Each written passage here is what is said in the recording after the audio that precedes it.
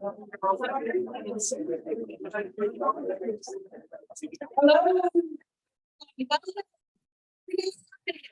I'll let you guys grab a seat. I wanted to confirm that everybody on Zoom can hear us.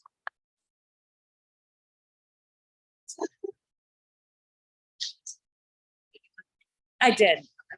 And it is recording, so. Thank everybody. I haven't seen a text saying they can't hear us, so. Until I hear something on Zoom, we'll assume that they can hear us. So we're gonna go ahead and get started at 6:30. Welcome to the LD12 monthly meeting. We have a lot of stuff going on tonight, so welcome everybody. I see a few new faces, and those returning. Do you wanna? Okay, so for our agenda, there was a copy of the agenda up front. You can welcome to grab it. It has QR codes and tells you everything you need. We also send out a reminder of everything that went on with the meeting. So Sherry? Oh, you just need the microphone. Sorry. LD12 Democrats acknowledge the land we gather on today is the ancestral homeland of Indigenous nations that have inhabited these lands since time immemorial. We take this opportunity to thank the Hohokam, including the Akimal O'odham and Pequash peoples of the past, present, and future for their traditional care of this land and their resilience. Attached to this physical space is a painful history of forced removal, resulting in intentional genocide of its Indigenous people.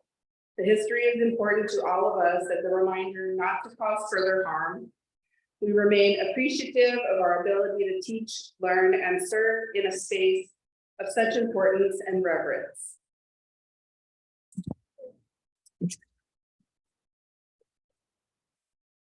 First up tonight, we're going to have an early speaker before we get to some other things on the agenda. It's my pleasure to introduce you to our Secretary of State, Adrian Fontes.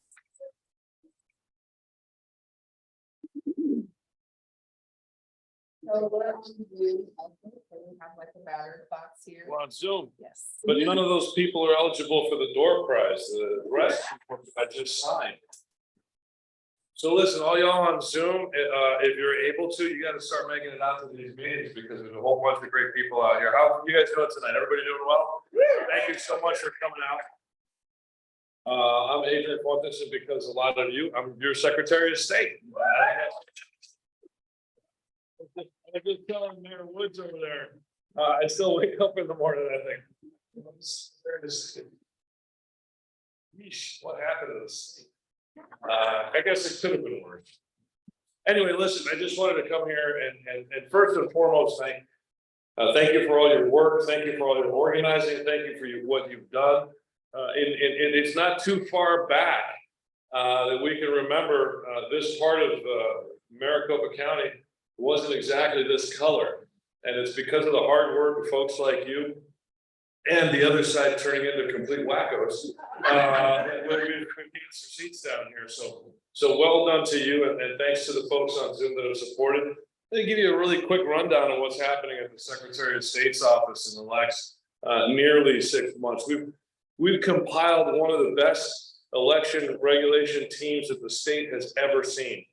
I found out the other day when a former election director was introducing me at the state bar election section.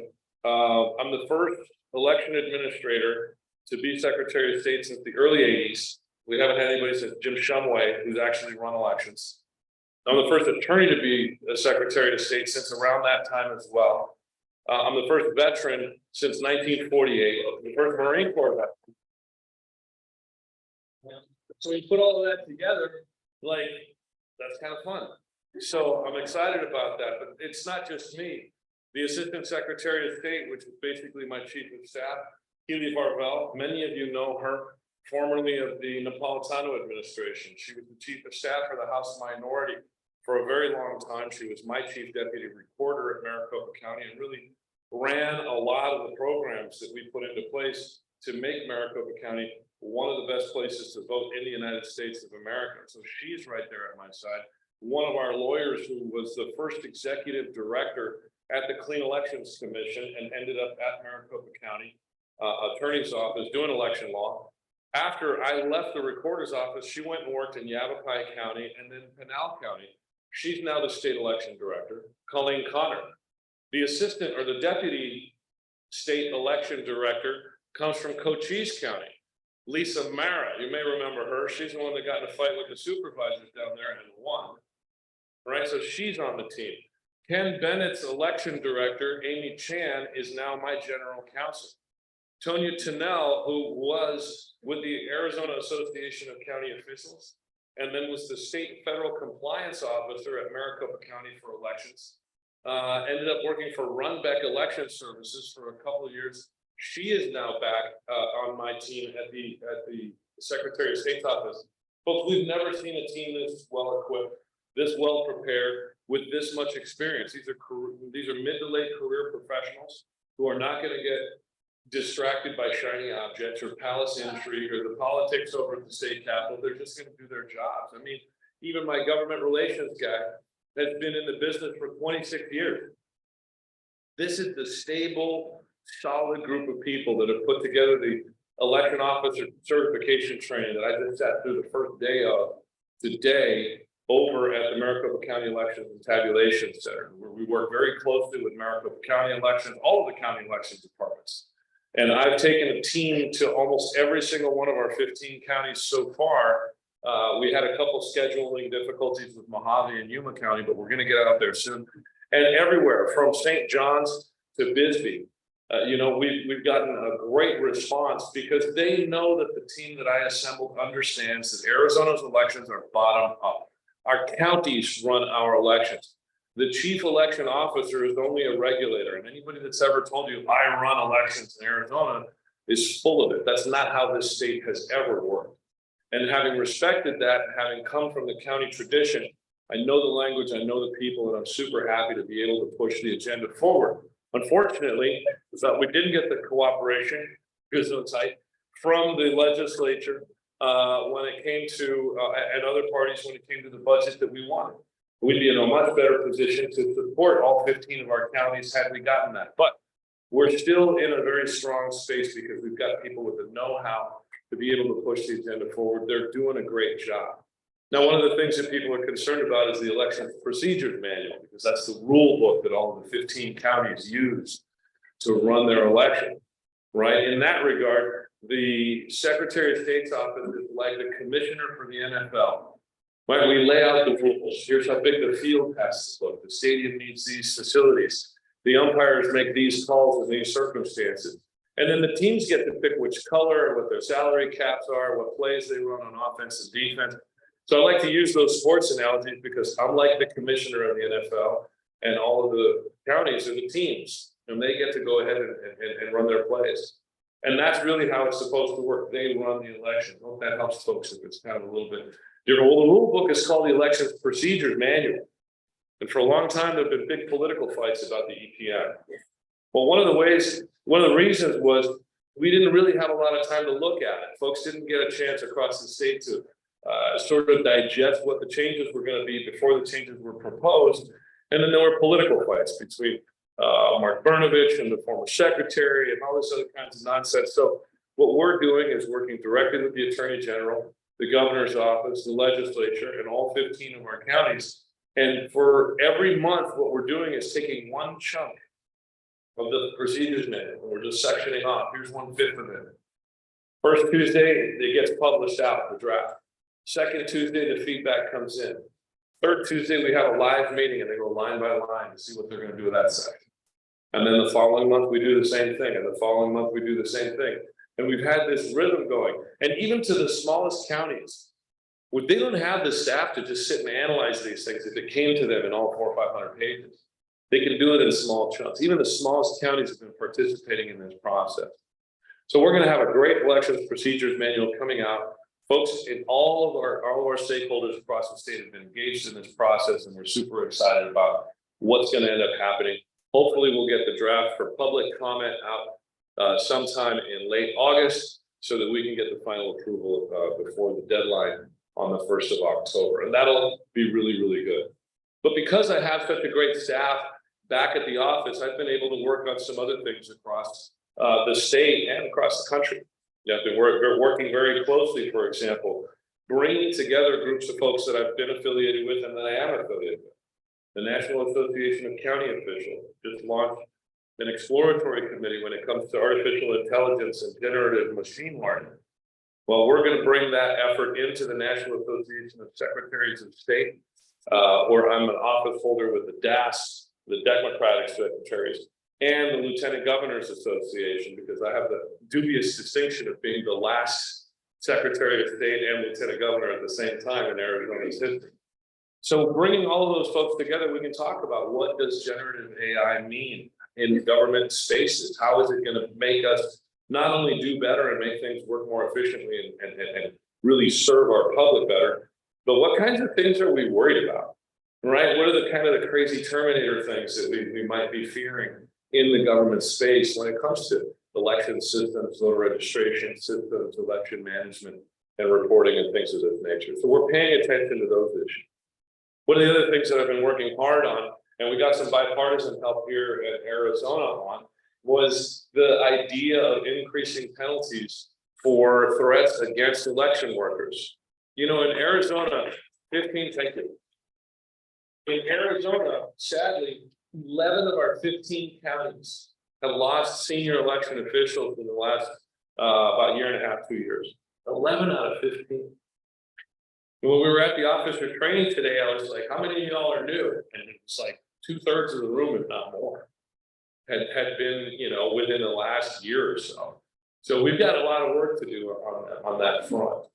But the bottom line is we're making sure that not only will folks who are doing these bad things face greater penalties, but we also worked, in fact, with TJ Shope, I think was the guy who sponsored the piece that would help election officers get their addresses held confidentially, just like judges and police officers do, right? Because we're the ones that have been receiving these threats. So not only in the national, here at the state, but we've been lobbying for this at the national level. And part of that lobbying at the national level, from my perspective, has included working directly with the Department of Justice. They have an election task force. And I was sitting there a week ago Thursday, across from one of these prosecutors who is part of this group. And I said, you guys need to listen to us.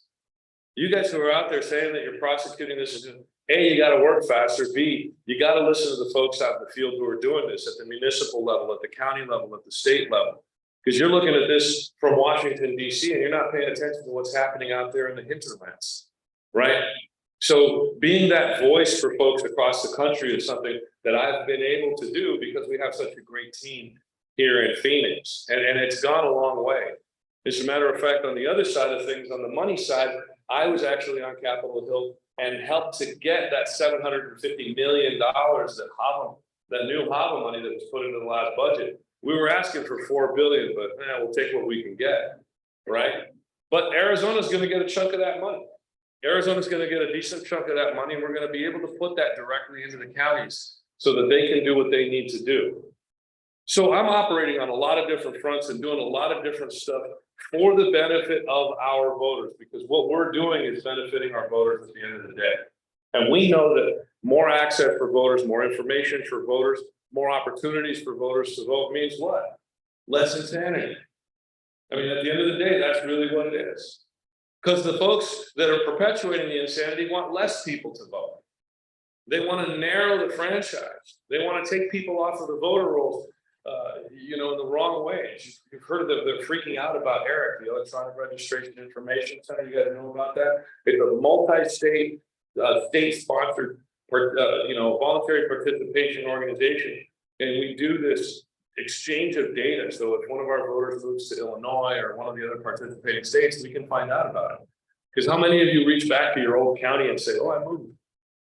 None of you do. It's okay. Don't take it. But through ERIC, we can figure this out. We've created tons of possible prosecutions and evidence for voter fraud across the country. Not that it's rampant, but those cases would never have been prosecuted or even discovered if it hadn't been for ERIC. And recently, a handful of Republican, like you know, secretaries of state, like Mac, my good friend, I have to say that, Mac Warner in West Virginia, they pulled West Virginia out. Texas pulled out. Now, California came in, that's great, because they've got more voters than anybody does. And their exchange of information with us is gonna be a lot more pertinent, so it's a mixed bag. And the funny thing about it is, once they left about 2.5 months ago, they started complaining a couple of weeks later because they didn't have a way to replace that system. They didn't have a way to clean their own voter rolls, and do their own accountability and do their own securing of the voter rolls the way that Eric provided. So to them, I say, you know, tough kid, come back, we'll take care of it. Anyway, I did want to leave just a couple of quick minutes for questions and answers. I know you guys have some in the future. We're going to be looking at very, very close races in Arizona in a lot of spaces. Every bit of work is going to matter. So what I'm encouraging everybody to do is get engaged and get involved and start working now, right now. It's already too late. Get your voter registration programs up off of the ground. Start funding your LDs, your county parties, your state party, your candidates. We need it. We need to start organizing right away. Do not wait. Democrats typically wait till way too late in the cycle, and then we depend on somebody over at the magical party to flip the switch. Well, just consider me the guy. Here's the switch of the flip or whatever. Go do it. Get to work. Let's get out there and let's do a lot more victories the way LD12 has been able to do over many, many, many years. You guys are the backbone of the big change that's happened here in Maricopa County. I applaud you, your long set of work, and I hope like heck I'm going to be able to continue to represent you well in the Secretary of State's office. Thank you so much. Have a microphone so the people on Zoom. For people on, well, I can repeat the questions. Okay. We'll just get through. Ask your stellar staff to help you transition to governor. As my stellar staff can help me transition to governor. We have a perfectly okay governor right now. And I think that, look, I'll tell you what, the 900-pound gorilla in the room. There have been some significant staffing changes on the 9th floor. I think Katie's gotten off to a little bit of a rough start, but I've got faith in her. I think she made a significant and very, very important change, bringing Chad Campbell on board. Many of you remember him as a former minority leader who worked directly with Jan Brewer to expand Medicaid. That was some tough work that ended up happening, and it worked really, really well.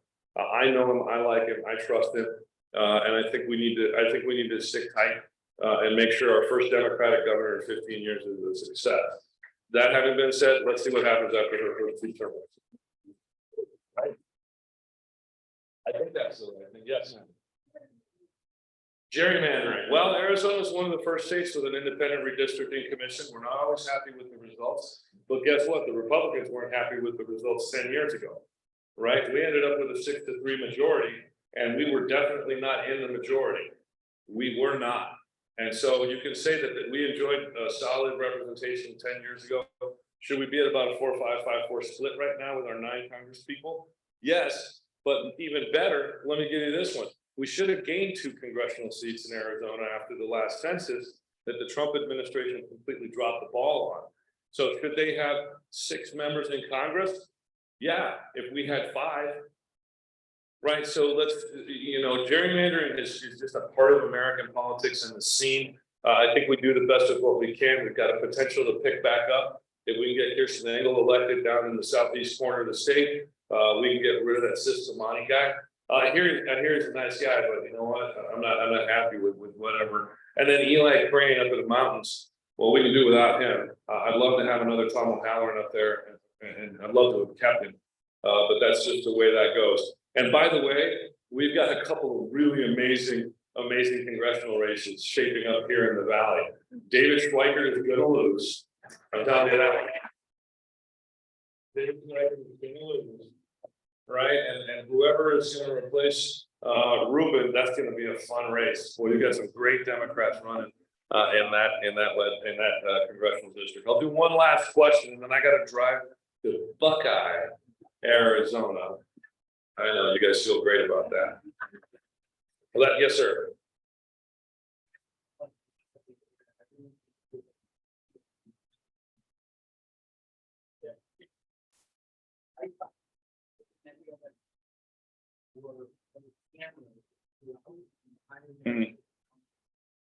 anyone can watch 24/7. And it was basically Right, 90% of people. right. Let's publish, let's not just America, but all the counties. So there's transparency to dissuade all this election fraud.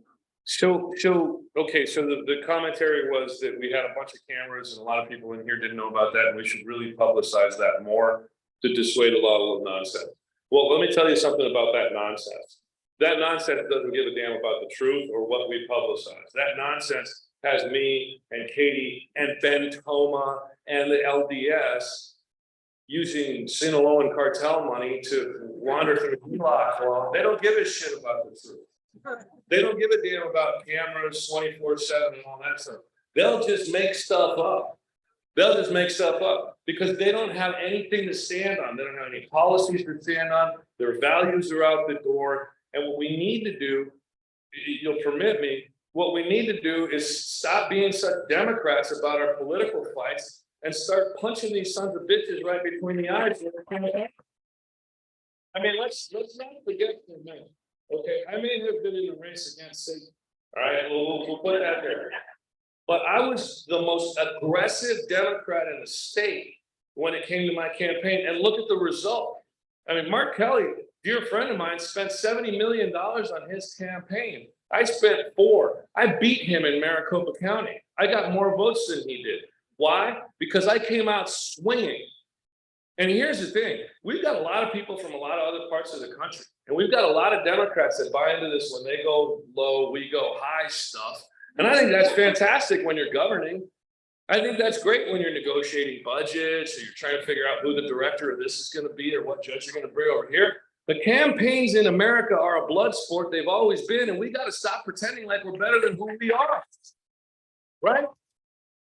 This country was born out of revolution. We've got violent rhetoric all around us, and then all of a sudden, come election time, we want to be bigger. We want to be more values. Get out of here! Like that's not what the American voters want. Those of us in here want to see that because we're the ones who are directly involved all the time. This is the inside of the bubble, folks. This is the inside of the bubble. Those folks out there don't care about politics till it's time to cast a ballot. We've got to drive the contrast between the liars and the truth tellers, between the fascists and the actual patriots, between the people who just want to destroy America and those of us who really believe. Right? And I'm not going to apologize for a second. I heard somebody the other day came up to me after I spoke, and I was in Payson talking to some folks at the Gila County Democrats. And he said, you know, this whole thing you said, when they're down, you kick them. And I said, yeah, so what? He says, well, you know, I'm a retired Air Force colonel, and I just really think that it's a little bit better if we use them. I said, that's your problem. You're in the Air Force, not the Marine Corps. I said, this Marine is going to fight, and you guys can provide air cover. And then we laughed. Here's the thing, folks. My recipe doesn't work for everybody. Okay? Every one of us has different personality traits and different strengths that we have. I have certain strengths, and I'm going to capitalize on those strengths for the benefit of the people that I want to represent. Mine happens to be being pretty assertive, pretty aggressive, and pretty argumentative, and I'm okay with that. But when I'm back at the office, it's all about the facts, rational thinking, and depending on the experts to give me the advice that I need to make the right decisions at the office, because I'm not a dum-dum. And I know the difference between campaigning and governing, right? So we each have to drive ourselves to our own strengths, whether it's a little more genteel or a little more rough around the edges, and use that to the advantage of the folks we want to help. To those kids who should be able to read whatever the hell they want to read in their libraries, because we don't have banned books. The women who want to do what they want to do with their bodies. The folks who don't have enough money for their prescription. Like, there's all these people we're fighting for. Let's use our collective strength the way that you guys have done in this LD, and build and build and build and never stop. Never stop. Never stop. I'm going to say it again so you tell me to stop. No, I'm just kidding. Listen, thank you so much, everybody. I really love being here.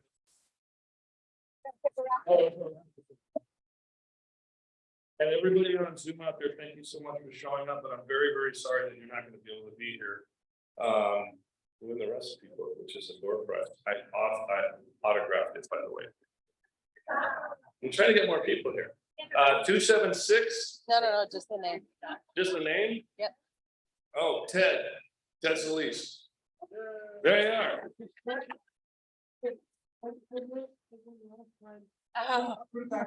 Oh, thank you, Ted. Stop getting tickets if you don't want to. Or stop filling them out. Buy them, but stop filling them.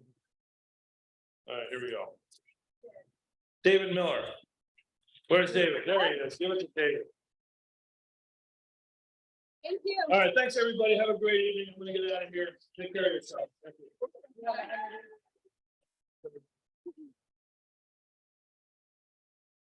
Thank you, Secretary of State Adrian Fontes. Okay, next up, for June, we are celebrating LGBTQ Pride Month. And I'm going to invite our community member, Paul Hopkins, up to talk to us about how Pride started and also give us some information about what's going on in the community and how we can help. Paul? Here. Looking for the box. Happy Pride.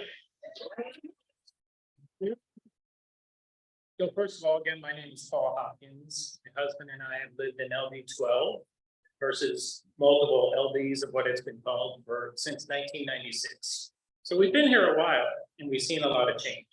But first of all, I just want to talk about Pride. And first of all, the idea that I can actually talk about it. It's been such a long journey for all of us in my community to be able to even say the words. But I'm not going back because it's been a long time. So a 9-year-old boy in New Jersey, right after his birthday, a riot happened in New York City. And this was at the bar called Stonewall. And there were a couple of drag queens that had enough of police brutality. And with that, fought back. Since then, there's been fights, or actually the battle continued. The next year, the actual first Pride parade occurred in 1970, mostly in the Christopher Street area of New York City, and then continued for a very long time until 1999, when President Clinton declared June would be the National Gay and Lesbian Pride Month. So we're grateful for that. But we continue to battle this year after year and be part of that Pride community. And I know I'm in a safe place, but I think sometimes we have to remind ourselves that are not directly impacted by this brutality that continues every day, everywhere in this country. So I wanted to spend a couple of minutes, not only just celebrate the fact we can talk about Pride. Actually, and I was reminded too, back in 1969, I would have been arrested for painting my toenails. That's how much we've changed. Where, you know, I could be myself, my authentic self in most places. Having said that, last week, Human Rights Campaign, has anybody heard of Human Rights Campaign, HRC? Thank you. They are the largest civil rights organization based in DC, but have local affiliates throughout the country, located in DC, but they are the civil rights for the LGBTQ plus community. So they're on Washington, the Capitol Hill every day, trying to fight the battle and fight and bring awareness to us of what's happening across the country. Last week, they issued a national travel advisory to my community for this country. Imagine, we have to be careful where we go and have to know the laws of what's happening across our country so that we don't get arrested or in trouble by either saying the word gay, by trying to support a drag show, which, by the way, the Stonewall riots with drag queens that fought back, my bet is on drag queens. You're not going to ban these babies. I'm telling you. So they issued a guidebook that is pretty important, and we put the link in the comments, and we'll also put it in the link or in the what you might have missed minutes after this meeting, but it's a guidebook by state, what's going on with all the laws around the LGBTQ plus community. So far this year, there have been 75 laws signed against my community, which is double than the total year of last year.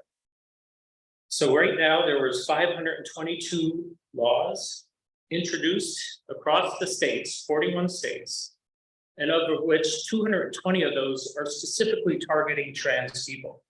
Unacceptable. There are brothers and sisters, people that are just trying to live authentically, be themselves. So with that, we want to make sure that you're aware of not only just we're in Pride Month, but it's at risk. It continues to be at risk, not only just here in Arizona, but across the country. And I urge you to do what you can to not only support me, support your family, support your neighbors, be there for them. How many of us have children? They have grandchildren, nieces, nephews. All I say is, when they tell you who they are, believe them, listen to them, support them, and love them. Happy Pride. Thank you very much for the.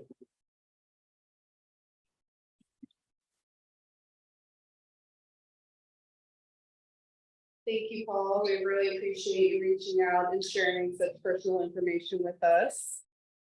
I'm going to skip ahead a little bit on the agenda, and I'm going to introduce Tempe Elementary School Board member Monica Trejo. She's going to give us an update on what's going on in Tempe Elementary, and we will go from there. Thank you. Home. Thank you guys for coming and joining Monday night. I know there's plenty of things, so I appreciate your investment in our community. As mentioned, my name is Monica Trejo. I'm school board. This is my 7th year, and I am a proud Tempe resident. Although our school district has schools outside of Tempe as well, the majority of our schools are in Tempe. We have one in Ahwatukee, Frank, and we have one in Phoenix, Nevis. So we are a proud school district that serves a very diverse population, and we serve approximately 11,000 students. And I'm going to give you a little bit of highlights about what we've been up to recently. I will start with, we passed voters, thanks to you, voters, taxpayers in Tempe and folks in our school district, we passed $196.5 million bond in November of last year. And the funds are used and will be used for major school renovations and critical maintenance projects, including school safety, furniture, equipment, technology, as well as facing buses. So we also passed up a bond several years ago as well. So we've been able to build some beautiful schools and rebuild some classrooms and renovate a lot of things. So we're very thankful to you guys, because as you know, Arizona is not exactly, giving public schools the most money as we continue to raise class and funding.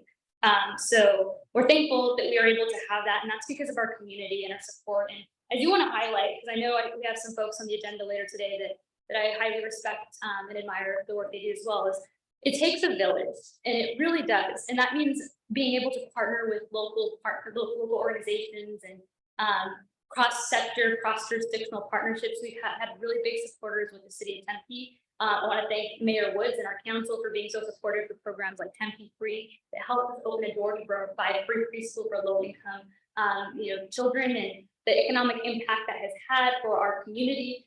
Parents can go back to work.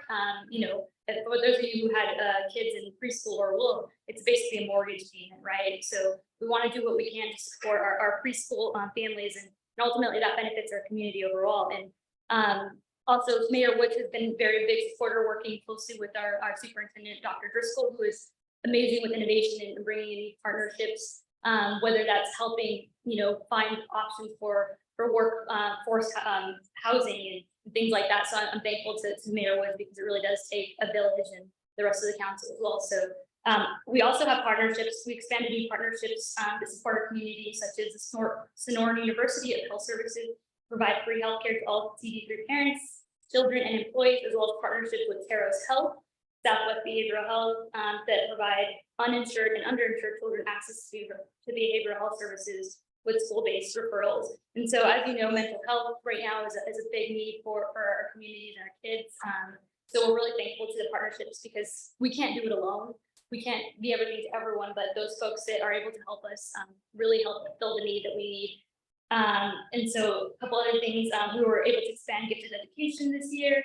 And hiring, I will say that one of the most important things that we need right now is bus drivers. So if you know anybody who needs a job and wants to be a bus driver, it's really important. You know, a lot of these things affect our schools. We did have to do bell changes. So if you notice, some of our schools changed their bell schedule. A big reason being is because we had a shortage of bus drivers. And so we want to make sure our kids are safe so that they can learn. And we can't do that without the appropriate staffing. So if you, another role that we're hiring for is special education. So if you know anyone who's interested, I actually wanted to say that a little bit about myself as well. I was a special education teacher. So it is a high need, and thank you to our teachers who do what they do, because it is not easy, as you know, and appreciate that. And so we definitely need special education teachers, middle school teachers, some of the higher needs. So please tell your friends and family that they're in need of a job. We're hiring. And if they have a different skill set, I'm sure we can find a role for them, because we're hiring for various positions as well.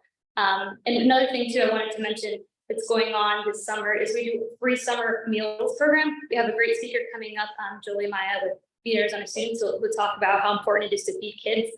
I was one of those kids who, you know, didn't have a stable home life, you know, poverty, single parent, and did what we could to make ends meet. But sometimes going to school was my only meal. And so for a lot of these kids, that's true for them too. And it is important that we do feed our kids. And so I want to say at Broadmoor, we're hosting free meals from breakfast from 8 to 8:30. And so if that June, and this one, Broadmoor will be June 5th through 22nd, Monday through Thursday.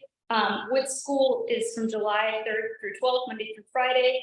And so I encourage you, you know, we have breakfast from 8 to 8:30, lunch from 11 to 12, and it's for all children 18 and under. So they don't have to be Tempe Elementary, you know, students to participate. As long as they're 18 and under, they will get a free meal. So please share that, because there are a lot of families you may not know and recognize that, because, you know, they don't look like they are in need, but they may be. So please share that information if you can. But yeah, that's pretty much it for me. I do have to get going, and I appreciate all the work you do. I know that there's folks, I want to note that I am not running for the school board for the next election cycle. So obviously it's really important that we have good people in quality candidates in there. I will say, I believe strongly in strong local governance. As Adrian, Secretary Fontes talked about earlier, you know, governance is really important. There's a difference between campaigning and governing. I cannot agree with that more, because sometimes it's hard for folks to make that transition. I really firmly believe in the importance of strengthening our public schools, cultivating excellent school districts, and that is a skill set. As we are the only elected officials with school board members who are unpaid. We do this on our own time, and it is like a part-time job. I'm not gonna lie and say it's easy and great. It is hard, and it is a lot of work, and it takes a lot of time. And it is a lot more than just one issue that you see on the news, or a few issues that you see on the news. We are 99% of the time doing a lot of things that are not exciting or the fun things you hear all the time, or controversial things you hear. It is about a lot more than that. So I do encourage people who are really committed to strengthening public schools, to listening, to learning, to compromising.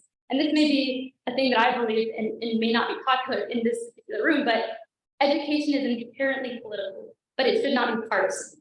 And I will work with anybody who wants to support our kids, all of our kids, every single one. So if that's what you believe, I encourage you to run to the there, and happy to chat with you, but I appreciate your time. Thank you guys so much.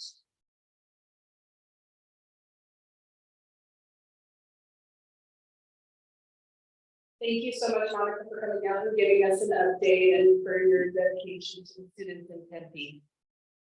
Next up, we're going to welcome our new, anybody that is a first-time attendee to one of our LD meetings. If you're new, raise your hand if you feel comfortable, and we'll welcome you and give you a welcome packet. Back here.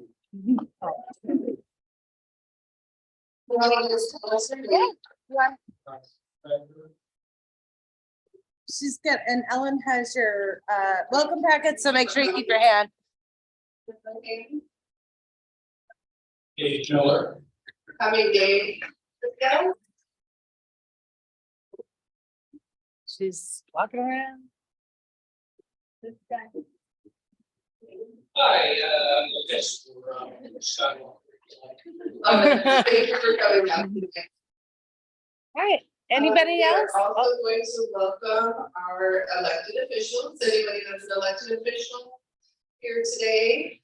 I see Representative Contreras.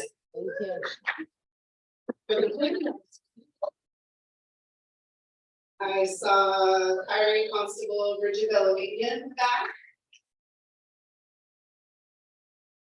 Obviously, we had Monica Trejo here and Secretary of State Adrian Fontes.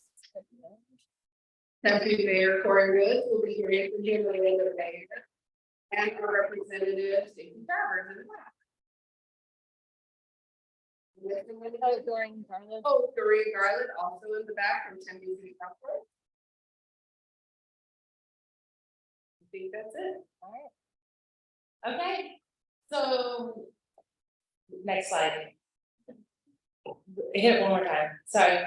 So of course, I want to thank Judy and Bill for our wonderful raffle baskets. Raffle baskets are a way that we raise money every single month at our LD. So I hope that you'll be able to scan the QR code either on the screen, or you can go over and see Joe and buy some raffle tickets to the gift basket.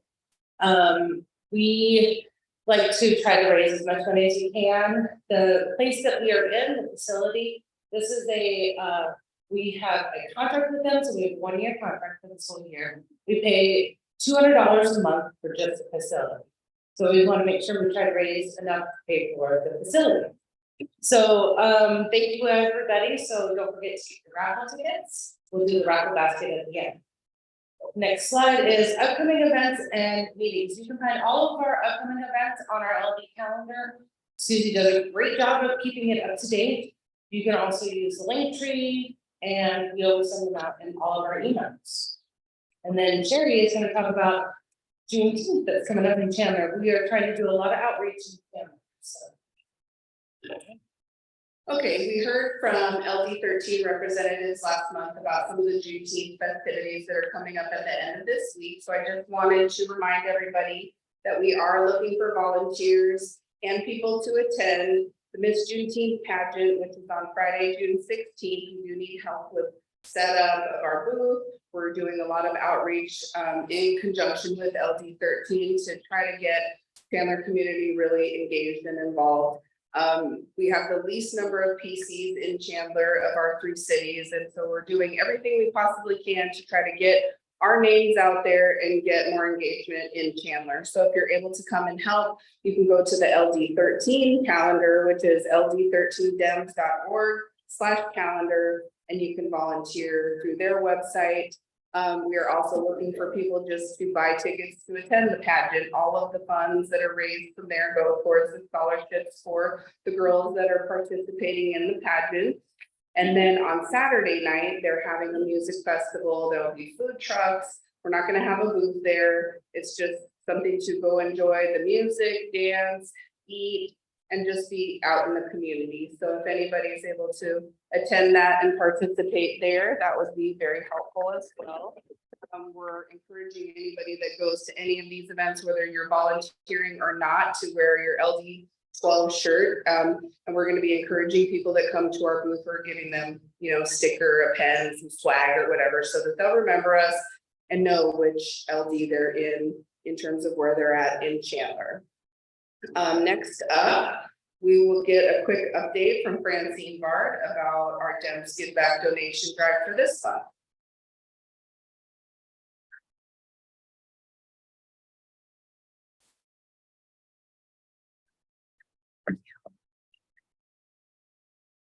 Good evening, I'm Francine Bard, and I've been working with Dems Give Back for the last few months. I just wanted to update you. I'm no longer volunteering at the Kyrene Resource Center, but we are doing a back to school drive for the Kyrene Resource Center. So we'll be doing it at this meeting, and the next meeting, I will be collecting more stuff, and then the following day, I will be dropping it off at the resource center. So we'd like to get a big group of people to go to the resource center with me so they can do a photo because they posted on Facebook. So I'm trying to collect before the meeting. Sorry, I got busy today and came in at the last minute. So if you brought any school supplies, I brought some boxes and we'll be happy to collect it after the meeting. If anybody has any questions.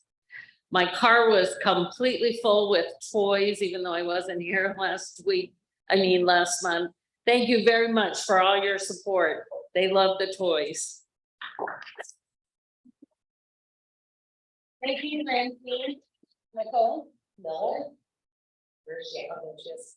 Okay, so Francine does our Dems Give Back every month, so thank you so much for working so hard on that. Next slide.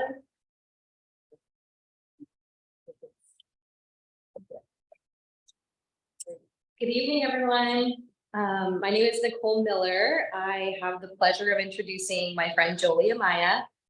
Jolie is a proud public school parent of a Mesa Public School high schooler, a former educator and PTA organizer. She has multiple postgraduate degrees in education and research, as well as industry experience in the public and private sector as a trainer and organizer.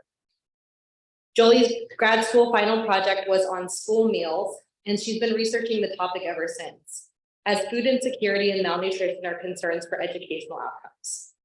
Jolie worked heavily during the 2022 election to elect pro-democratic pro-public education candidates after beginning her public education and community advocacy on TikTok. Now she's voluntarily running the Feed Arizona Students campaign and hopes to transition it into a nonprofit for student nutrition advocacy. Welcome, Jolie.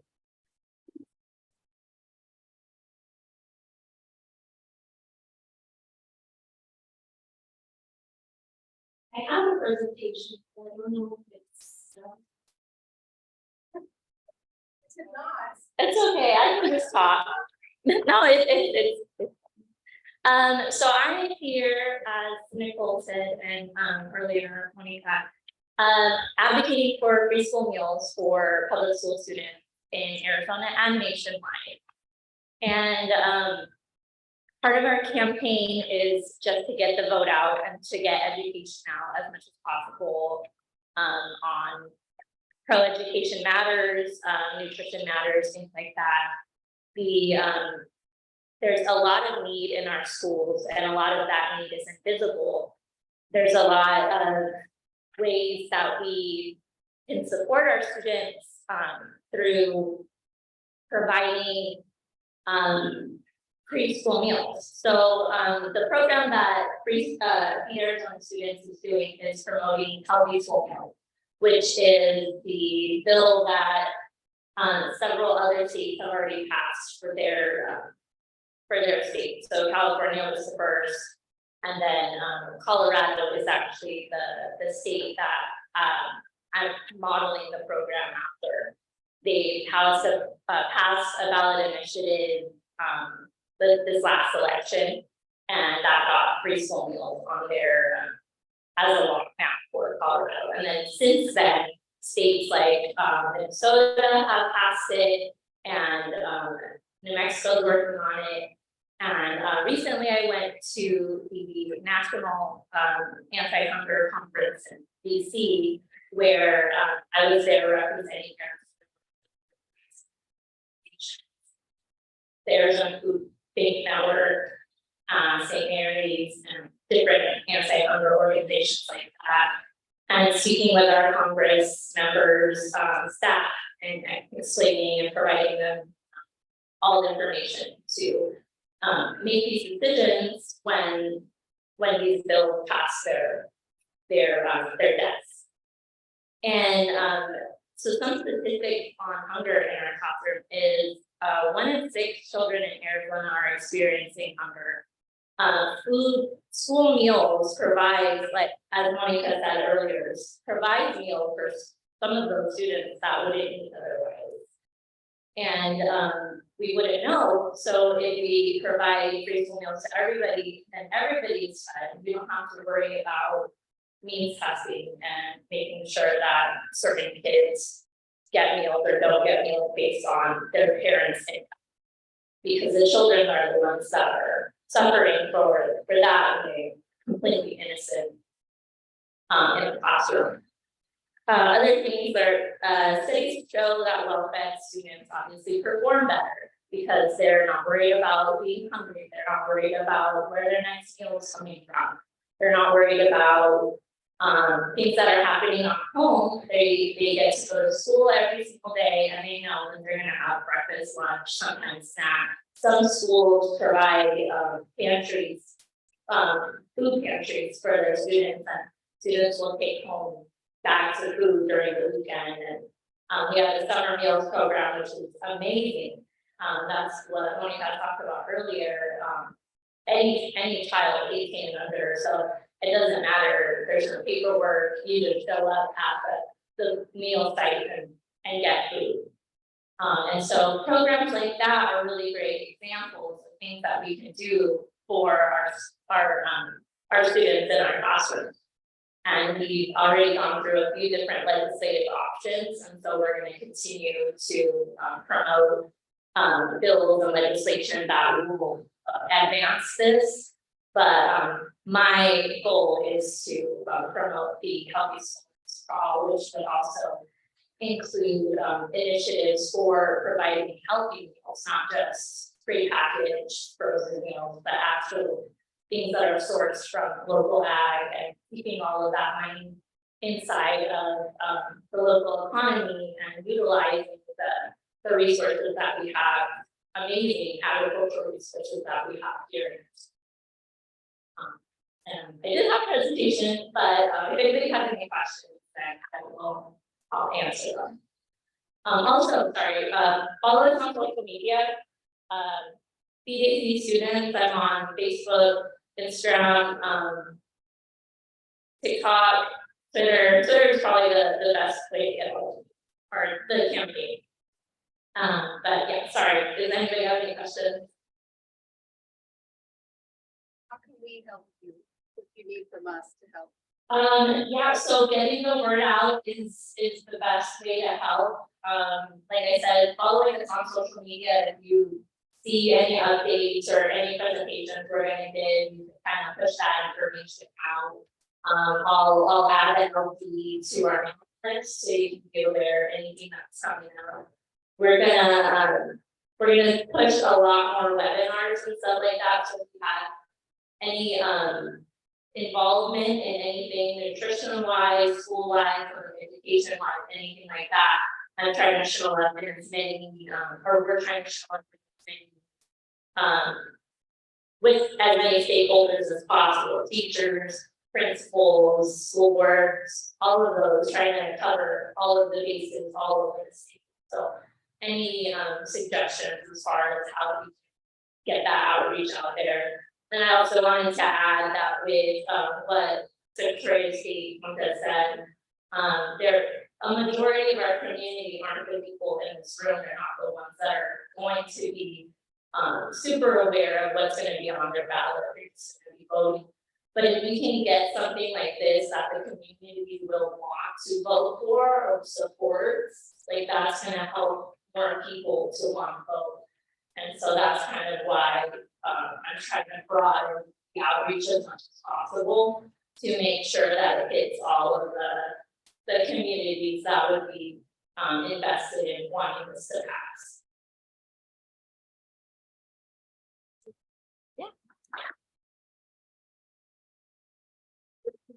So we will have your link to your social media included in the emails that go out about what happened at the meeting.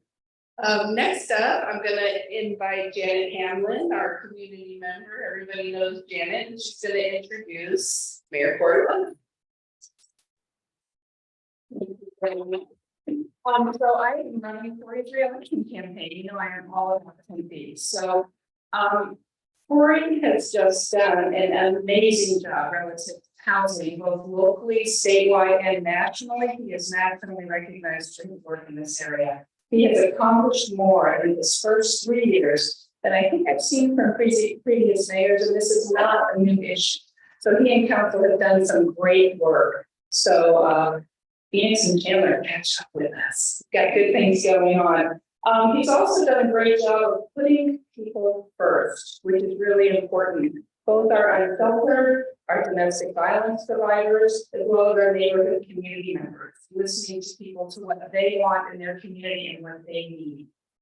He's finishing his first term. He's running for re-election for his second term. He does self-term limit. We do not have term limits in Tempe, so he will only be doing 2 terms as mayor. We appreciate everyone's support. And I am on this campaign because Corey has always been accessible to me as a community member, both when he was on council for his 2 terms and during the beginning of his mayoral term. He's transparent. He's open to conversation. Even if you're on the different side of an issue, he will have a conversation with you. And he has always kept and continues to keep Tempe inclusive and welcoming. What we need from you, and he might not mention it, we are collecting donations. I am looking for donations of $25, $30 to round out our June drive. We need volunteers to drive and help us canvass. And we also need petition signatures for those of you who live in Tempe. So welcome, Mayor Woods. The conversation is yours.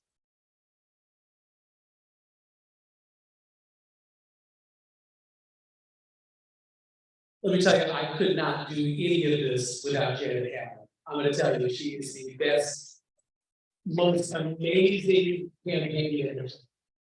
I've got a couple of other folks there in the back too, Franklin Zyrick as well, so of course, is also helping. The reality is you can only do so much as one person, but it takes an incredible team around you to be able to accomplish anything in this world, whether it's politics or anything else. So I wanted to thank them first and foremost.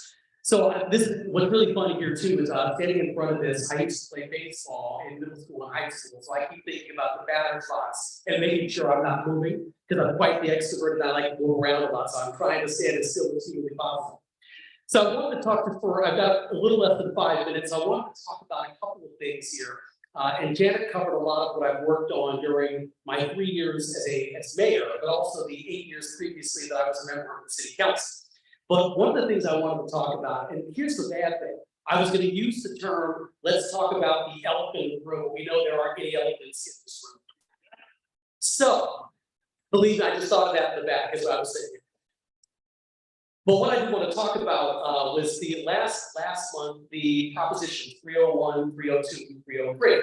Because one of the things that Janet and I have always talked about is sort of not openness and transparency with just our relationship, but obviously with voters. And so one of the things I wanted to talk about was after the council worked on this went to the voters for an up or down vote. And on May 16th of this year, so actually a month from tomorrow, all 3 propositions failed. And I think they was either 56-44 or 57-43. So it's a pretty resounding statement by Tempe voters about what they want, and even more importantly, what they don't want. So then what do I take from that, from a message standpoint? Because one of the questions that people will ask you is, what did you learn from this? Or what did you take away from that vote on May 16th? Tempe has set a very high bar, and Janet talked about this when it comes to really pushing affordable housing and working with the unsheltered and expanding transportation options and improving things when it comes to sustainability. That is what a lot of our residents talked to me about over the 6 months that this was sort of a matter for the public. And we do a lot in those categories. We have a great affordable housing program called Hometown for All. We've nearly doubled the number of people who are working on the streets. Our Care 7 team that works with people who are experiencing mental health challenges, and our Hope team that works with the unsheltered in our parks, in the downtown, on our streets. But what a lot of our residents told me during those conversations and while this vote was taking place was, we know the city has done a tremendous amount in these areas, and you all hold yourself to a very high standard. But frankly, we want you to do even more in these areas. This is not necessarily the project that we want. We don't want an arena. We want you to continue to double down on all of these other efforts that the council has worked on for the past 4 years, 8 years, 12 years. And so that's precisely what we're going to be doing. This coming Thursday, we're going to begin to have a conversation regarding trying to make record investments when it comes to things such as affordable housing and historic preservation and working with the unsheltered and providing more resources for the most vulnerable people in our community. And I'm very excited to start that conversation. But then the other thing people talk to me about all the time is, well, now that these 3 propositions fail, what are the next steps for that land? I get that question all the time. Janet and I and a team of volunteers are out knocking on doors each and every weekend. And that's one of the most constant questions I get when people open their door. Now that this is going to happen, Mayor, what's going to happen next? So one of the first things that we're going to do, and this is actually on the agenda this coming Thursday, is I'm going to call to a person. I got some advice from a couple of people. But one of the conversations that people were having during this whole vote was, what's really under the soil at that piece of property, this 46 acres? Is it the brownfield? Is it a landfill? Is it toxic? We heard this kind of being played back and forth. So from my perspective, one of the things that I know the council agrees with me is, let's find out. So one of the things that I actually talked to someone about is, do we know anyone who does that kind of soil testing, who can do the environmental or the geotechnical testing that would be needed to really produce a good report that our residents can bank on? And actually the person who I found and who was referred to me is a South Tempe resident who actually did work on the Tempe Center for the Arts, all the environmental testing before that property was built back in 2006, 2007. And from what people have told me, this person is the best in the business and the firm that he works for. And not only that, they're local, so they are completely invested in Tempe and our future success. So the council is going to spend some money this Thursday hiring this expert and their team to go out and find out exactly what is under the soil. Because the reality is, we want people to be reading off of the same sheet of music, and we want Tempe to have a project that they feel comfortable getting behind. Something that's going to bring the community together, something that's going to unite all of us in the city of Tempe. And I'm confident that while it might not be a hockey arena, it's going to be something else that's truly going to be iconic and representative of what the majority of our citizens want in the city of Tempe. I'll say this before I go too. The thing I draw upon the most, and especially over the last 6 months, because I've had people come up to me. There was a woman who walked up to me yesterday at a QT when I was just getting a drink. And she said, I want you to know, I know it's been a very tough year for you, but I really support you and I think you're doing a good job. And I said, well, thank you. And I should probably, go ahead and get my Gatorade and walk up back. But the thing that I really drew from a lot during this was my mother, who passed away 11.5 years ago. And her message to me always was, sometimes, Corey, things are going to happen and they're not going to turn out exactly how you might think they will. But the point is, you got to figure out a way to get back up. And when you're in a role and an elected position and the community's counting on you to do positive things to move the city forward in a good direction, you got to get back up. You got to consult with your community in a very intense, robust kind of way. And then you figure out exactly how the community would like you to move forward. So I'm confident that something great is going to happen at that site. I'm confident that something's going to be great because of the input and the feedback from people who live in the city of Tempe and people who want to see our community move forward in a progressive fashion. And so I'm excited about the future. And I am excited to run for re-election. I'm excited to continue the work that I've started over these first 3 years. I've got 1 year left of my term and obviously hoping for another 4. But the biggest thing that I care about is the community input, and I value that. And so we accept the results of the election. We're looking forward to talking with our community members, finding out exactly what they would like, and producing a project that unites our community and something that really is iconic, not just for Tempe, but for the entire region. So I'm very excited about this. And if I've got time, I can probably take 1 or 2 questions. Or if I don't have time, I would simply just hang in the back. I'll be here to the end of the meeting, and I'm happy to take any questions you might have. You could do it. Oh, she said no. Okay. Right back. All right. Well, okay. So I don't have time for questions, but I can take them back. Okay. But this does say, Democrats are sexy. Who ever heard of a nice piece of elephant? See, I'm going to be in probably more trouble for reading that than anything else I've done in the last couple of years. But you know what? She made me do it. Oh, yeah. Just say I made. And the winner, now what did they win? Just okay. So the winner of this incredible magnet here, which I need to hold right side up, is Tempe Miller. There we go. Look, I will go ahead and receive my time, because I want to make sure that we're keeping this show on the road, but I will be here in the back until the end of the meeting if anyone has any further questions or comments. But I really just appreciate the time, but I will definitely make sure to be here for the next meeting as well. So thank you, Democrats, for everything you do.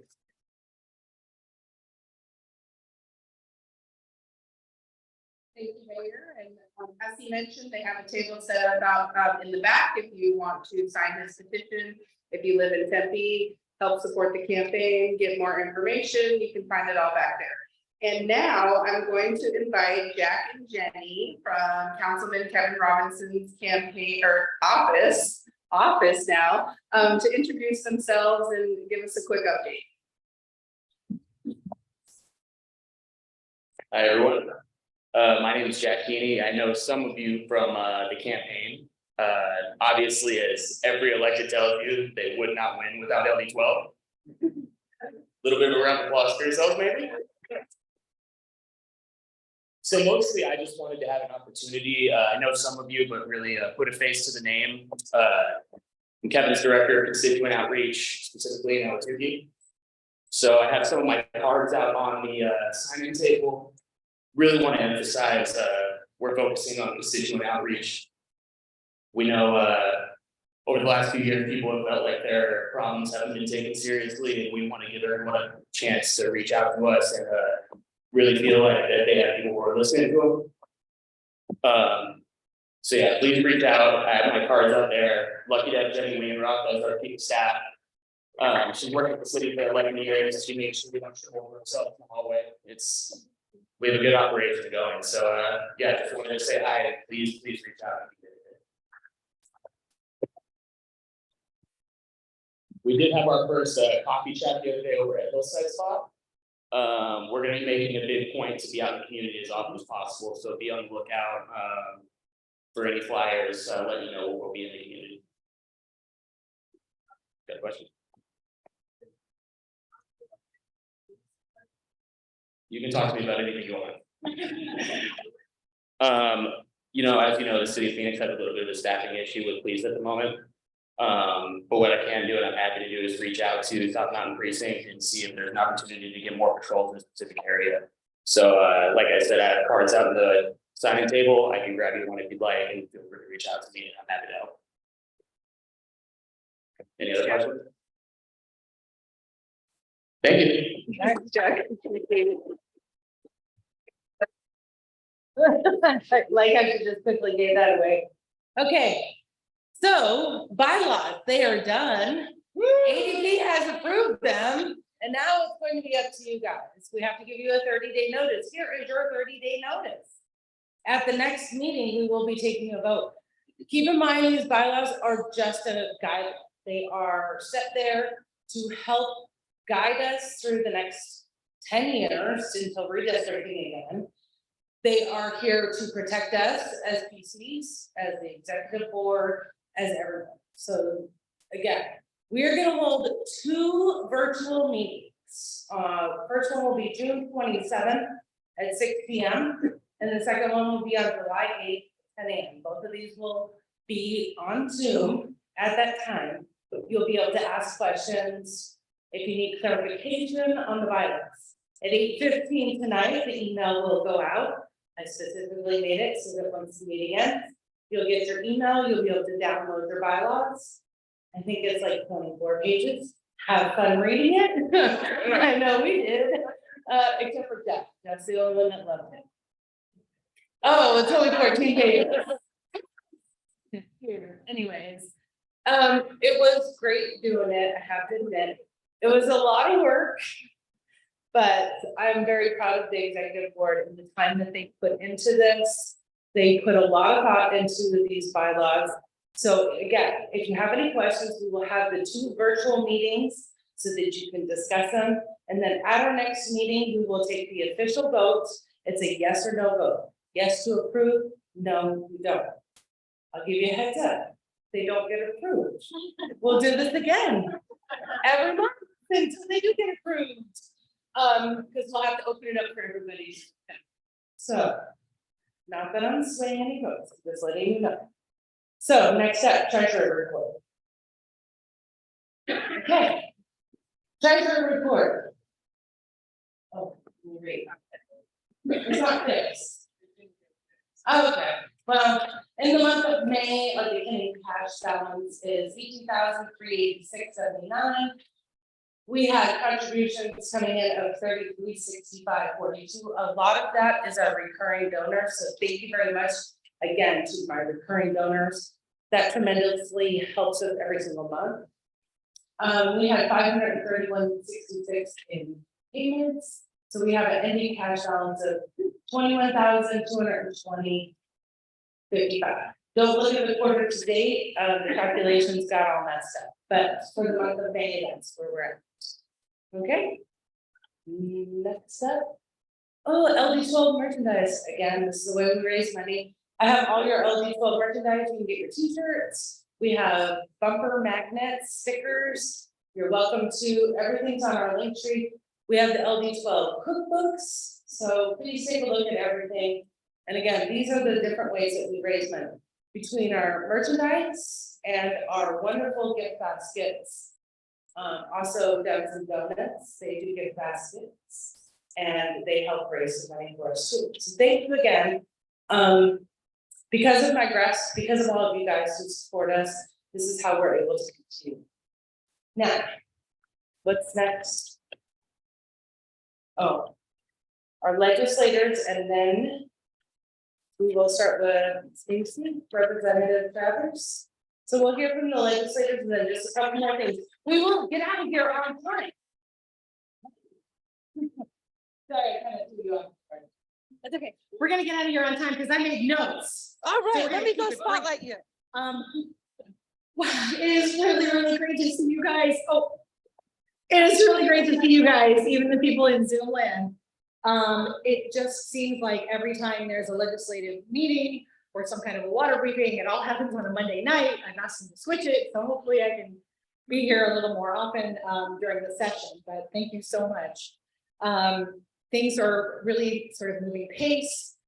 As co-chair of the Veterans Caucus, we've been working on veterans homelessness and a whole bunch of other issues. We're gonna get legislation hopefully out next month, next session. Really good things are moving forward in the sort of veterans realm.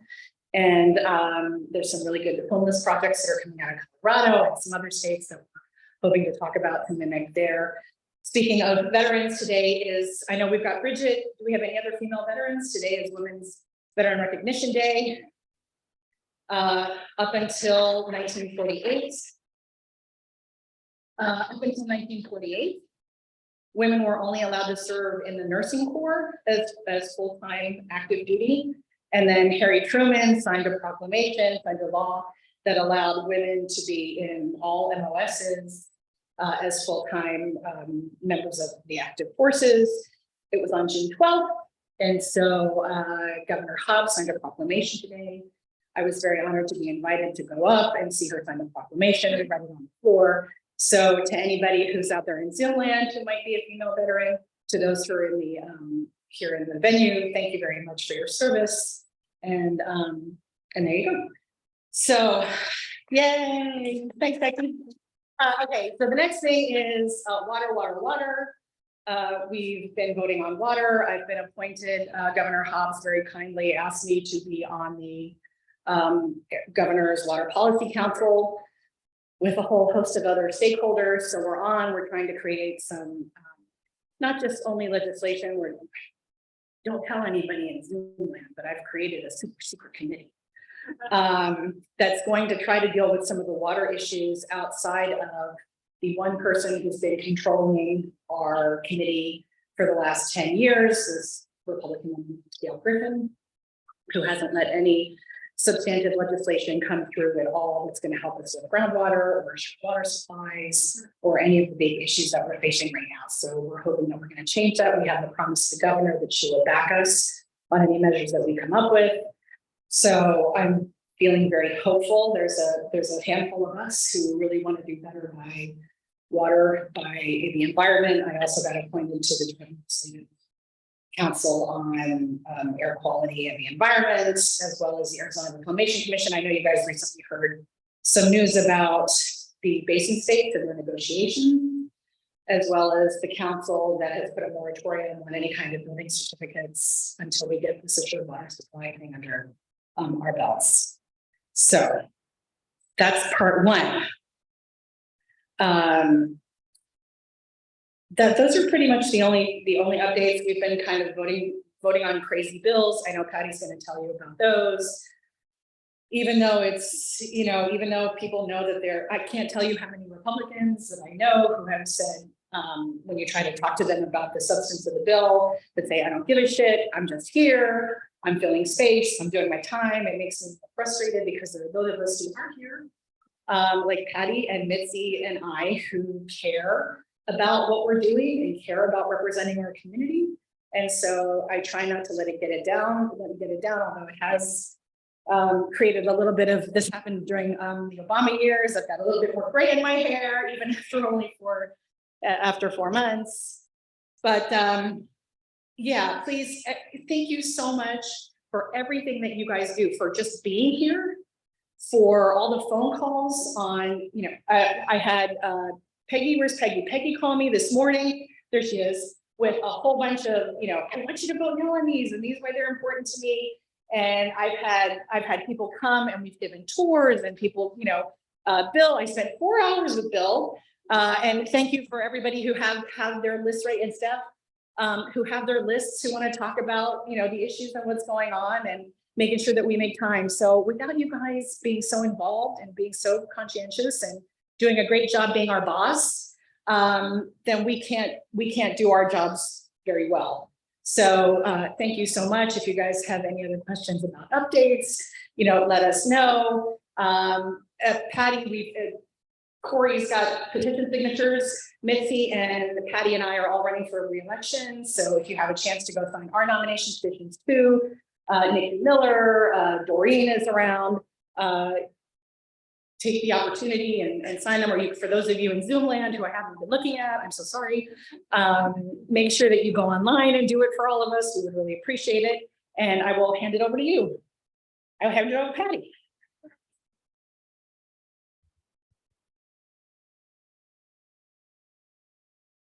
Those are my bullet points.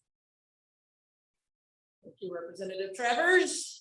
Good evening, everybody. Yes, I want to thank you all for being here today, because it's part of getting involved and being part of the how we make government work, right? I'm not going to go over all the terrible bills that we've been voting on. There's way too many to even mention. One I do want to mention that is concerning, that we voted on today, was SCR 1015 is our initiative signature from every LD. So in our state constitution, we have the right now to do initiatives through citizen referendums and all. So you get your initiative, get the signatures and all. And you can get those signatures from anywhere in the state. The resolution that went through today on a party line vote was that we will have to ask for signatures from every single LD to get an initiative in to vote on. So that makes it hard for some of our either more rural areas, some of our more red LDs who might be harder to get those signatures. Now this will be coming to a vote for all of us in 24. So hopefully we'll be able to vote that particular resolution down, definitely down. But there is, I don't know, Stacey, do you know how many resolutions we have that we're going to be voting on? Somebody told me 30. It's the ballot is going to be astronomically long. It's just ridiculous how long it's going to be. So you get ballot fatigue and don't vote on those. So, voting down ballot is going to be very, very important coming up for our next election, but that's just a terrible one. We did have a vote today on hand counting ballots, talking about Mr. Fontes who's here today, they want to do hand counts of all the ballots, and you can just imagine how long that would take, to count ballots of 2 million voters here in Maricopa County. So that's not going to work. So anyway, there were terrible, lots of bad bills we've been voting on. The governor has vetoed, as of the other day, 111 bills. Yes, good for her. Everything that went through in a bipartisan vote today is gonna probably more than likely be vetoed again, and that was probably half of the bills we looked at today, so. I don't even know why they keep trying, you know, just fodder for her to just see how many she can get.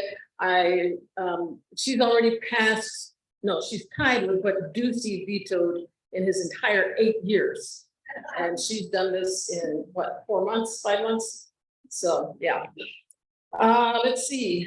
Well, the budget is looking very interesting.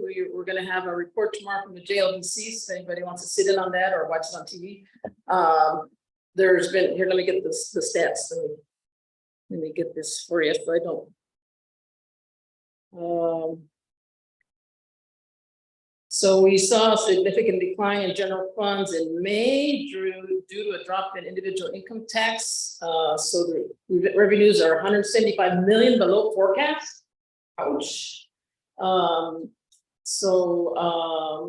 Corporate income tax though is looking better, so that's good. June, they said, is a volatile month for revenue, so we'll see what happens through the rest of this fiscal year. So revenues are lower than projected, and so it's going to be a really, really tight fiscal year 23, which we were hoping to have a $2.5 billion projection, but now it's looking at maybe $8 million, which is a very, very, very, very close margin. So keep buying stuff. Keep buying stuff, you know, and so we can pay our taxes. So anyway, so also the ESAs, of course, the school vouchers is something that just has gotten out of hand. There's supposed to be a team getting together to talk about that and put a report through to the end of this year. But the projections are $900 to $1 billion, 900 million to $1 billion. As far as how much that might cost us, that's an awful lot of money and we don't have right now. So if we can't find that cash, we're gonna have to look at having to do some cuts in the next budget, which is not good. I always say that, not good. So with all that good news, let me talk about let's see, Prop 400. I have been getting emails from like every single one of you, I think, has sent me an email today about Prop 400. Yes, we want to make sure that gets done. Prop 400 is the transit tax, and we're still looking at the different buckets for the different percentages for transit, which is buses and things along those lines, for arterials, which is the main roads that go to the highways, and for the highways. And we need to have a certain amount in each of those buckets so that we can make sure that everything gets done here in Maricopa County as far as our streets, our highways and our roads. So what I told you last month is that we need to make sure that this gets passed, this gets on the ballot, actually another one of those things that we need to vote on, gets on the ballot so that everybody in Maricopa County can vote for it, so that the rest of the state will have funds for their highways. Because if we don't get this passed, we don't get it on the ballot, that means everybody has to fight for the same pool of money. So, and I don't know how many billions of dollars this is, but you know, it's this year, the state asked for the rural counties $300 million for their highways, which really isn't a lot in the big scheme of things. But if we have to fight for that $300 million for here in Maricopa County, that makes it really difficult. So, there is a proposition that they're trying to suggest to us that they split up that tax, that they make it 2 different ballot measures that would run into some issues with some other ballot propositions that we passed in the past. I think it was 126, where if you do a new tax, you can't just put a new tax out there. So there's no way to really just break up, say, vote for the highways or vote for transit or vote for this separate. We have to do it as a package because right now it's an extension, it's a continuation of the tax that we already have in place. So anything new, you know, it just wouldn't go through. So anyway, that hopefully will be coming up tomorrow in downtown. Let's see. So in the meantime, I've been talking to some constituents out there and a couple of things that I'm gonna be working on in the interim, because hopefully we'll be doing CDI here soon. There was talk that we might be out tomorrow, but that remains to be seen.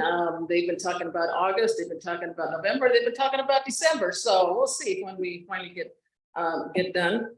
But a constituent came to me about deed fraud, where her dad's house was stolen by a fraudulent criminal who changed the deed to the house, took the house, and the only reason she saw that it was that her house had been stolen because her dad had left it to her was that she's a real estate agent. So she found out her dad's house had been stolen, and we're gonna work on that to make sure that nobody's house gets stolen. This is something that is nationwide. AARP has been talking about this because it's usually our older adults who lose their houses and in this fashion, and then they don't have the funds and money to get their house back. So this is something that we're gonna be working on. Yes, Miss Bridget. Yes. Yes, you can record your deed with the recorder's office. And I think that's just countywide right now, and Recorder Richter just put that out last week, so yes. Yes, so I would have suggested you all do that too, so, but something statewide we want to take a look at. And then group home housing, group home licensing is another constituent came to me. She had some issues with her mom not being taken care of in a group home, so we're going to be looking at that accountability issue this during the interim also. So my conversations with Contreras, I moved it 1 week because I'm going to go down to Bisbee Pride this week. So so next Friday, June 23rd, I'll be at Brick Road Cafe. So come and talk, and we'll talk hopefully about the end of the session. So we can see that tomorrow, right? Cross your fingers. And like Ms. Trevor said, make sure you sign our petitions back there, or you can go online and sign our petitions because we're running again. Any questions? All right. Okay, thank you. Senator Mitzi Epstein is not able to make it. She texted, so we will catch up with her next time. So I just wanted to come back. I made one small mistake when I was talking about the bylaws. The bylaws email is only going to go to those that are a PC in the district. So it will not go out to everyone. If you want to take a look at it after it gets voted upon by the PC, that will be posted on our website, just like all the other county party and LD12Dems. But another good reason why you come to PC. So on that note, there is another good reason, because tonight we are going to take another vote.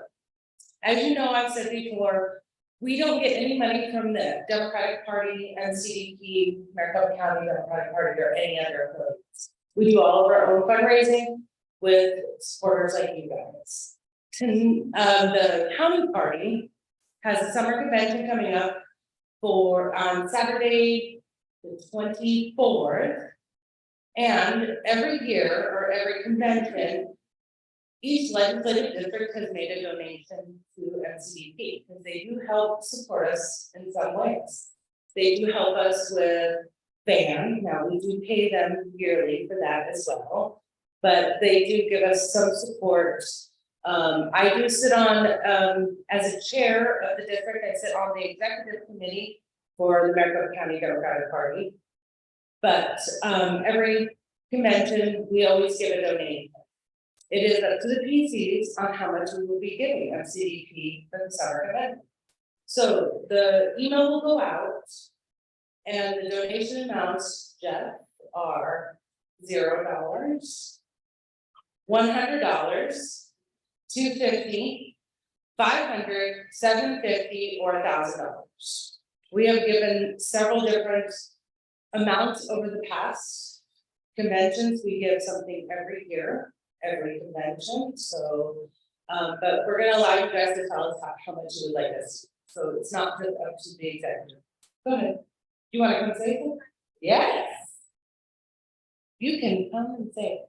And here is one of your MCDP secretary, Hey, I just wanted to motivate this. I'm the secretary for the county party, and I just wanted, I guess, give a little bit more background on everything that the county does, not just for legislative districts, but also for county. So at the end of this week, we're going to be embarking on the Future Leaders of Arizona training, which is a training for first-time candidates that are running for school board.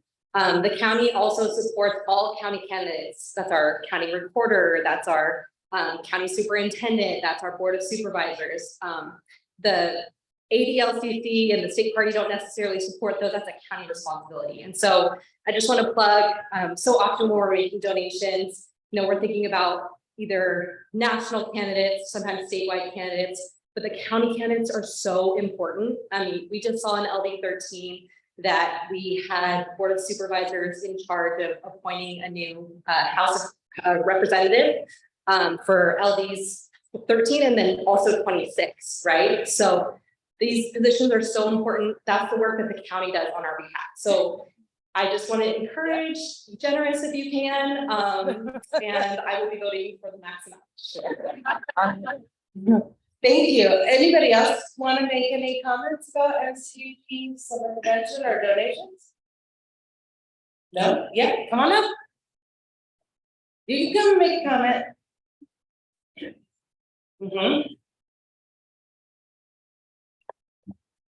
Well, like many of you, I'm a PC, and when I registered to attend, I made an individual donation to the county. It's not mandatory, but you can do it. So that might affect how much I'm getting. Well, thank you. And you guys do, guys, the county party does help us a lot. So that email will go out tonight. Your votes are confidential. We don't get to see how we vote, so just keep that in mind.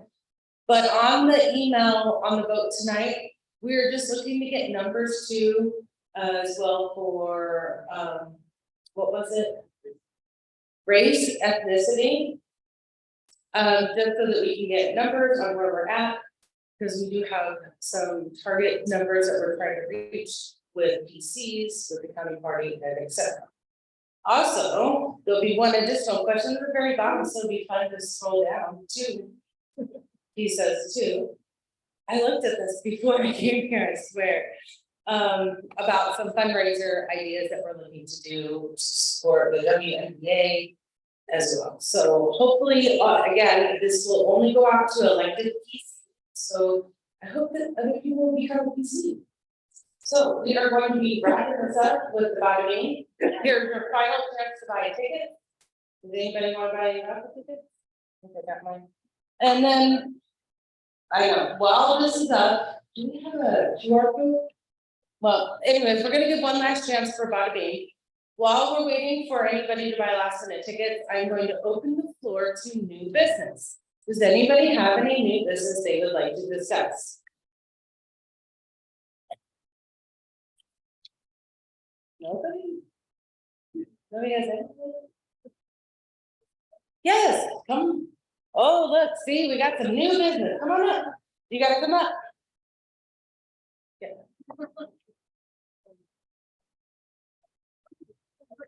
Yeah, go ahead. This is new business. Okay. Hi, Doreen Garland, Tempe City Council member. I just want to let you, thank you. Janie has invited me to be the guest speaker at the Blue Luncheon on the 27th at noon. So you can reach out to her to get some more information about that.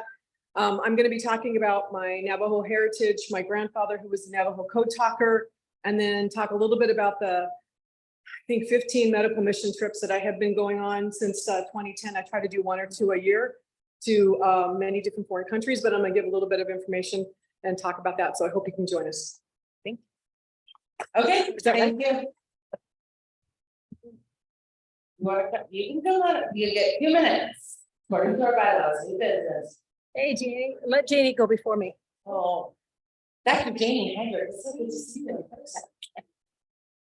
I just wanted to add to Doreen's message that Susie Thornton did a wonderful job of putting it on Facebook, on the LD12 calendar and lots of different places.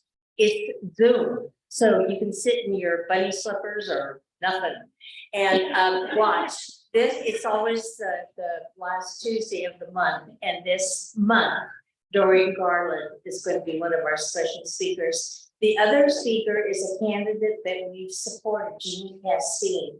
She's now the executive director of Secular Arizona, and she's going to give a talk on separation of church and state. Thank you. Okay. And then, great. Okay, and then if there's any others, let me know. Hi, everybody. I just want to mention that this is going to be a contentious election year. And one thing I wanted to bring up, we've talked about LD13. Jennifer Pollock is not running again. And I know that we need to support LD13 as much as possible. So I'm hoping that, you know, we can engage them more in the future. They're, you know, you have your SOS Save Our Schools people over there that really help out. So we need to start looking at some of the people that we can connect with to make sure we get the right candidates out there. LD12, you know, we always lead the way. So I want to make a plug for PCs. Please, please, please, if you want to be a PC, please join the rest of us that are PCs. Thank you. Hey, well, I'll put a plug for PC. All right. Any new business going once? Twice. So we're gonna do Bobby raffles. Joe, you ready? Uh-oh.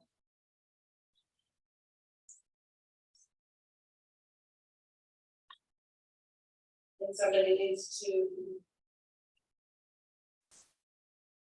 I'll relay the message. I'm right here.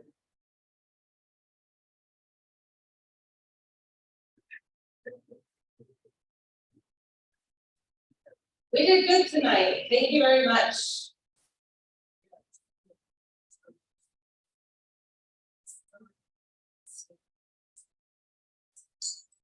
$179 tickets. I was really kidding. This one right here. Journal, I can't do that. If you bought your tickets early, you got that.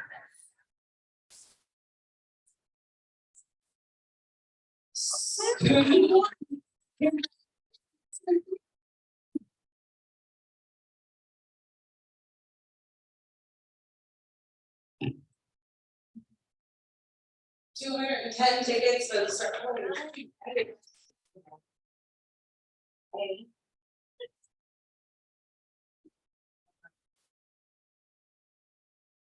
Number 109.